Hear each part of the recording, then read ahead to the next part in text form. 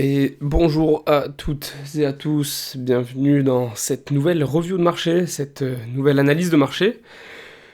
Nous sommes le vendredi 24 mai 2024, il est midi 50. Et écoutez, bienvenue à toutes et à tous. Merci d'être de plus en plus nombreux à écouter ces analyses, à être aussi de plus en plus nombreux sur le Twitter, que vous retrouverez dans la description, comme d'habitude, sur lequel d'ailleurs je tweeterai après l'analyse du jour. Et écoutez, c'est parti, comme d'habitude, petit rappel, bien que je le fais souvent dans les autres analyses. C'est du trading de tendance, ce qu'on fait ici. Vous avez en haut à gauche de quoi est composé ce trading de tendance. On a les petites tendances, 13, 20, EMA 13, 25, 32, et les grandes tendances, MA 100, EMA 200 et MA 300. Et on cherche à combler des gaps, à tenir des supports résistance, à reclaim des supports résistance grâce à ces moyennes mobiles simples et exponentielles. Et écoutez, on va démarrer sans plus attendre. On a eu les ETF approuvés pour ETH il y a peu. C'était d'ailleurs hier soir, le 23 mai, c'était la deadline pour accepter ça.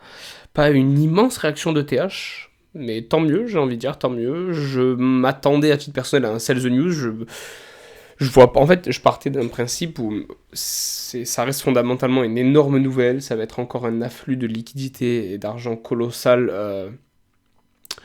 pour ETH, autant que ce que ça a été pour BTC, mais je ne vois pas pourquoi, je ne voyais pas pourquoi on dérogerait à la règle du sell the news, qui a tendance à quand même piéger beaucoup de personnes. On va passer en premier lieu sur la chart avec le price action, le support, résistance, les ranges intermédiaires. Écoutez, on va commencer juste sur la plus petite unité temps pour dire et faire comprendre que toutes les positions ont été coupées. Vous vous rappelez, on était en longue depuis les 62 100 sur ce reclaim. J'avais tweeté parfaitement dessus. J'ai parlé de nombreux gaps à combler, notamment le MA200, la MA300, et de patienter, de voir ce qui se passe avec les ranges intermédiaires. J'avais longuement laissé entendre le fait de retourner en haut de ce range, ce qui s'est passé, ce qui a parfaitement bien réagi, c'est fou, une fois de plus, on a des preuves tellement belles du price action. Et hier, pour moi, est ici une très belle invalidation. La perte de cette petite tendance ici en 4 heures est une très belle invalidation. Est une très belle invalidation. Qui plus est la perte de ce haut de range intermédiaire en rouge. Voilà. ETH aussi, on va voir après, mais ETH, on était en longue assez early. On était en longue assez early depuis les 2990. C'était à ce reclaim, on a attendu la double clôture. Pareil, j'avais tweeté dessus pour aller chercher en premier lieu à combler les petits gaps qu'on avait au-dessus, donc MA200, MA300. Et le but, comme je disais, j'ai souvent dit, le but de ce système de trading est de se laisser surfer, tout simplement, les tendances après, surtout en daily, etc. Mais tout a été coupé, on repart d'une base saine. Pourquoi tout a été coupé? Parce que BTC a un peu flanché depuis quelques jours. Ça a un peu flanché. Après, il faut quand même garder en tête qu'un retracement, ça reste toujours sain. Dans un marché, dans une tendance haussière comme celle dans laquelle on est, parce qu'il ne faut pas l'oublier, alors oui, ça baisse. Oui, tu te prends aux deux mèches, tu te prends à moins 8%, mais il ne faut pas oublier qu'on est toujours dans depuis cet instant au final où la tendance daily, parce que oui, on en daily a été reclaim, jusqu'à preuve du contraire, c'est du haussier, et donc les retracements sont intéressants à buy, à tenter de long. À ça, comme vous le savez, on met le price action, comme on peut voir là, donc des supports, résistances, des ranges assez évidents. Et ce que l'action des prix au final nous raconte. Donc en 3 jours, allez, commençons, on regarde, commençons sur du weekly. Le weekly est d'un point de vue juste action des prix et pas splendide. C'est pas le genre de bougie avec une mèche, bon, la clôture weekly est quand même dans 2 jours et 14 heures. Mais c'est pas dans l'immédiat ce qu'on aime voir. Pour du 3 jours, ce qui est intéressant, voilà, c'est qu'on va commencer à avoir les petits trucs de price action. On a eu la clôture 3 jours hier, et ce qui est fou, c'est qu'on a comblé mais parfaitement ce gap jusqu'au haut de range. Et vous savez très bien un range, c'est beaucoup de ping-pong, jusqu'à ping-pong avec des fake-out, des break-out. On a rejeté ce haut de range, et ce qui est très intéressant, c'est qu'on a clôturé dans moult time frame en dessous de ce range intermédiaire. Donc rien de bien intéressant. Je ne cherche pas à shorter le marché, parce que faut dire ce qui est, même si en 4 heures il y avait une belle opportunité de short. Pour moi, c'était le retest ici. Donc on casse, c'était le retest de ce range. Et si on ne reclôturait pas au-dessus en 4 heures, bah le trade assez intéressant. C'est quand même celui-là. C'est ce gap à aller combler. Mais je ne l'ai pas pris en toute franchise parce que aller shorter dans un marché haussier, c'est quand même plus compliqué. Donc ce que je fais, c'est que je m'assois sur mes mains jusqu'à attendre les niveaux suivants au final qui vont peut-être se porter à moi, c'est-à-dire le retour dans ce bas de range intermédiaire. Ce qui est très drôle, c'est qui est une zone de confluence avec beaucoup de choses. Vous voyez, on a la confluence avec la toute première petite tendance, le MA13, mais qui aussi, ce bas de range intermédiaire toujours correspond en daily, pareil, au dernier rempart des petites tendances. Donc c'est très intéressant, et j'aurais pas dû l'effacer, et qui en 4 heures, une nouvelle zone de confluence, bas de range intermédiaire, et énorme cluster de grandes résistances qui sont en train de tout de même cross et partir à la hausse. Donc, comme j'ai pu le dire, je préfère m'asseoir sur mes mains plutôt que d'aller chercher un short, alors que oui, je pourrais très bien chercher à prendre ce short, mais mon risk-reward ne m'intéresse pas ici. Donc je préfère m'asseoir sur mes mains et attendre cette opportunité qui peut peut-être se présenter ici, ou alors la patience me fera attendre jusqu'au moment où on récupère ce range intermédiaire, on le reteste, pourquoi pas chercher à long ceci. Mais on est un peu dans un no man's land ici, ça arrive souvent, c'était le cas avant aussi également, quand on était en dessous, c'est ici, voilà, c'est le genre de no man's land où je pense la majorité des gens vont aller overtrade, alors que le mieux reste peut-être, je dis bien peut-être, vous pouvez très bien vous en sortir en prenant position, mais le mieux est pour moi de s'asseoir sur ses mains et de pas forcément prendre des trades. Donc voilà, d'un point de vue price action, support, résistance, range, on est un peu dans ce no man's land qui correspond daily. On vient de faire des premiers retests de petites tendances, donc ça peut être d'un point de vue juste tendance intéressant à longue, au final de longue par casier, ce que je trouve intéressant également, parce que je l'ai démontré, il y a des zones de cluster intéressantes jusqu'ici. Même là, au final, en daily, on voit que ça reste du retest daily. L'essentiel est de, bien sûr, ne pas perdre la dernière petite tendance, auquel cas il y a un petit gap à aller combler. Et moi, ce qui m'inquiète d'autant plus dans ce genre de situation, c'est que ça peut potentiellement nous faire revenir à ce bas de range. Et autant vous dire que ce bas de range a été très suffisamment testé. Pour moi, perdre ceci, si on doit venir ici, serait potentiellement signe de revenir là-dedans, et c'est pas du tout quelque chose que je veux voir. Ou ça serait tout simplement quelque chose d'extrêmement baissier selon moi, de revenir une énième fois dans ce bas de range, c'est vraiment tout ce qu'on veut pas voir. Mais vous pouvez du coup, ce que je voulais dire, je garde mon idée principale, commencer à ouvrir des positions en quasi au final sur les EMA, ça peut être quelque chose d'intéressant. Alors oui, en 4 heures c'est un sacré no man's land, mais en daily, parce que je regarde le 3 jours, mais faut pas oublier que le 3 jours c'est pour dézoomer, sortir la tête de l'eau, pardon, et avoir un point de vue assez global, mais l'essentiel est que voilà, en daily, c'est une unité de temps où on peut prendre des décisions et c'est intéressant, et par casier, on peut avoir toute une zone pour construire un beau long du moins, avec invalidation toujours à la perte, on revient en arrière, l'invalidation est, c'est cette zone quoi, c'est ce qu'on veut vraiment pas avoir perdu. Voilà. Mais en 4 heures, ce qui est fou et ce que je trouve terriblement intéressant, c'est qu'on a ce bas de range intermédiaire et un cluster ici complètement intéressant. Donc voilà, pour l'instant je m'assois sur mes mains.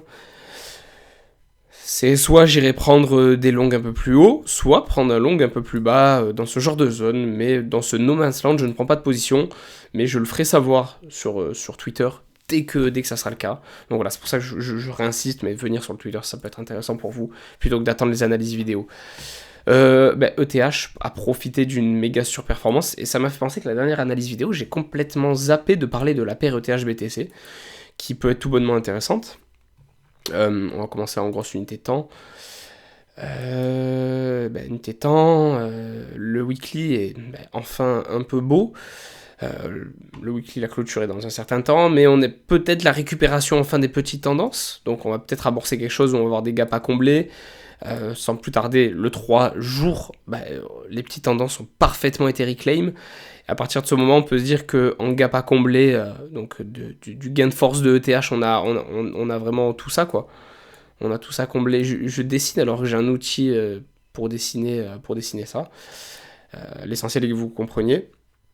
Le daily, c'est pareil, on a brutalement reclaim les petites tendances, et donc des gaps à combler intéressants étaient tout ce qu'il y avait au-dessus au final, et c'est ce qui se passe. Reste à voir si ça va être rejeté maintenant.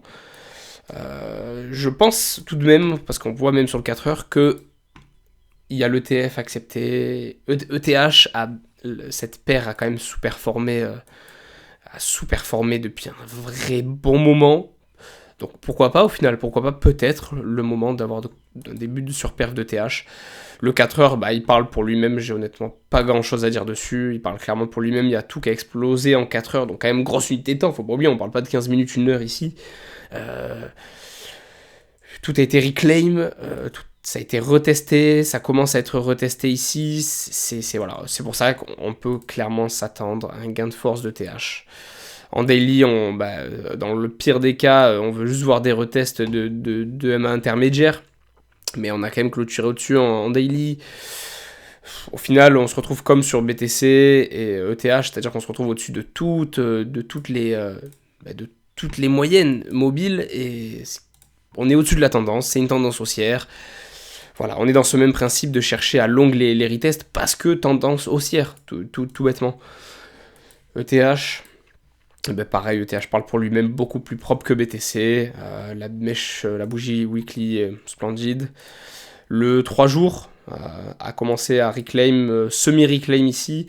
Et la mèche d'après est tout bonnement colossale. Mais le problème, c'est que c'est pas maintenant que je vais aller me positionner sur ETH. Vous voyez ? C'est pas maintenant, après cette énorme mèche, que je vais aller me positionner sur ETH. On l'a fait à 2990 sur Twitter, et on en avait parlé après en vidéo, donc c'est très bien. Comme j'ai dit tout à l'heure, toute position est coupée, parce que BTC est quand même plutôt faible, ETH a bien perf, donc potentiellement le moment de prendre ses profits, et d'attendre des retests pour se positionner. On n'a même pas retest le MA13, on est clairement au-dessus de tout. L'essentiel est qu'on ait récupéré toutes les tendances en daily, donc on confirme en quelque sorte la tendance haussière. C'est l'essentiel, c'est clairement l'essentiel.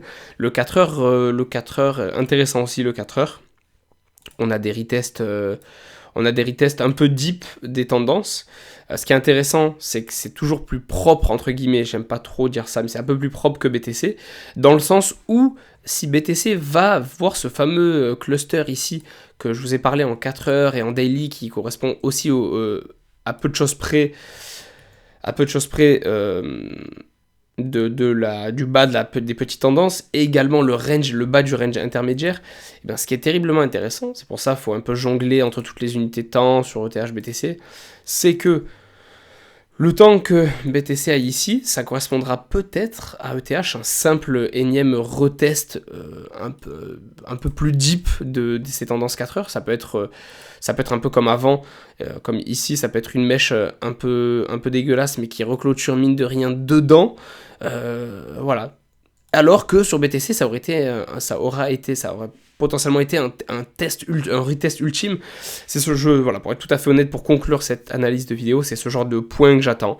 Et comme j'ai dit, au pire des cas, ça sera des longues un peu plus haut, quand il y aura des confirmations de récupération de tendance 4 heures. Également ce genre de haut de range intermédiaire. Mais voilà, c'est ce que je vais surveiller. ETH, c'est des retests assez deep ici. Si c'est vraiment dégueulasse sur BTC, un retest très deep sur ETH qui serait terriblement intéressant, ça serait toute cette zone. et qui au final pourrait être un retracement sain, mais je pars du principe qu'en marché haussier, il faut garder en tête que c'est un marché haussier, tout a été reclaim, on est en tendance haussière, qu'il ne faut pas s'attendre forcément à des retracements énormissimes à chaque fois.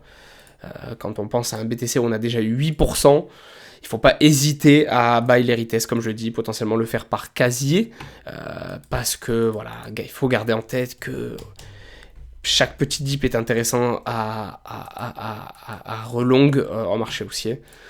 Et voilà, je pense avoir fait un peu le tour. On est globalement, on s'assoit sur ses mains dans l'immédiat. On a pris beaucoup de profits sur les longues 2990 dollars ETH et 62 100 de mémoire, quelque chose comme ça. Voilà, 62 100 BTC. Donc on s'assoit sur ses mains, on attend des niveaux intéressants. Et on va être très vite fixé, je pense. Donc on se retrouve très prochainement. On se retrouve dimanche soir pour parler de tout ça. On se rapproche de la clôture weekly, ça sera sympa. Passez une bonne et agréable journée. Merci de m'avoir écouté. Le Twitter dans la description, très important. Merci de m'écouter de plus en plus nombreux. On se dit à bientôt. Et voilà, à bientôt. Et bonne analyse des charts.